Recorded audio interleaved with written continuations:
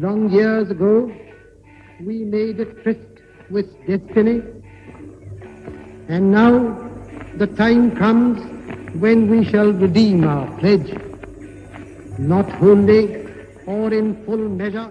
As the clock struck midnight on the 15th of August 1947, celebrations for India's long-found freedom were marred by cries of horror from millions who were grappling with the reality of partition.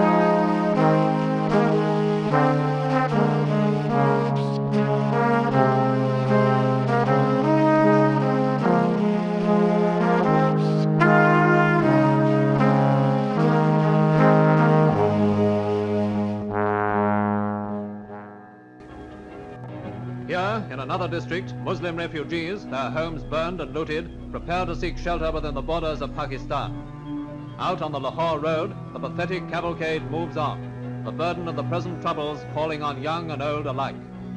Out of the new India.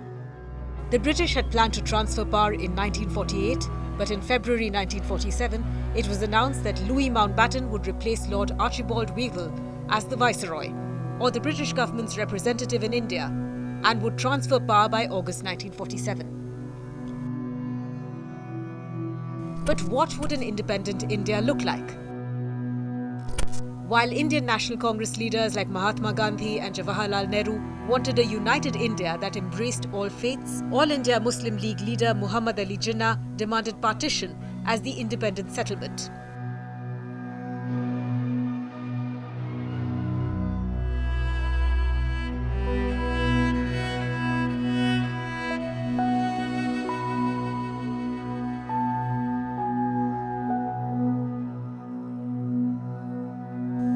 On June 3, 1947, Mountbatten, along with Muhammad Ali Jinnah and Jawaharlal Nehru, announced that the subcontinent would be divided just 9 weeks later. For the next 2 months, there were hectic discussions to establish borders that ran through the provinces of Punjab and Bengal. These discussions were overseen by Cyril Ratcliffe, a British lawyer who had never visited India. He was given only 5 weeks to decide the border. Ratcliffe divided the subcontinent very roughly into a central and southern part where Hindus formed the majority and 2 parts in the northwest and northeast that were mostly Muslim.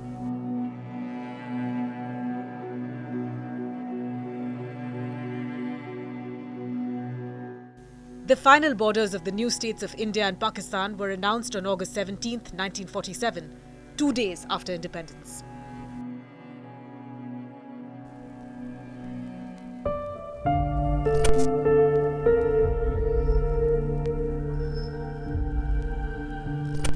The partition of the Indian subcontinent into the independent nations of Hindu-majority India and Muslim-majority Pakistan was accompanied by one of the largest mass migrations in human history.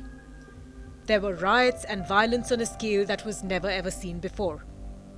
Almost overnight, 15 million people left their homes and moved to what they hoped would be safer territory. Muslims went towards Pakistan and Hindus and Sikhs travelled to India.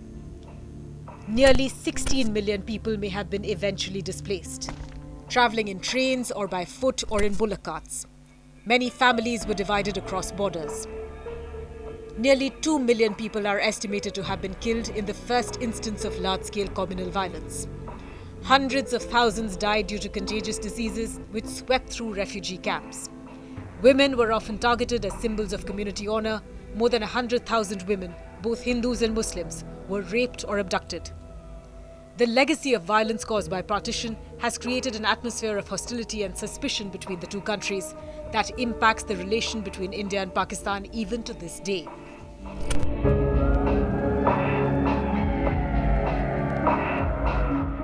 Since partition, Kashmir continues to be a flashpoint between India and Pakistan. Both countries have fought 4 wars, including Kargil in 1999. Both countries are nuclear armed. Minority Hindus are facing persecution in Pakistan. Indian Muslims are often suspected of being loyal towards Pakistan. Nearly 8 decades on, people of India and Pakistan are still living in the shadow of partition.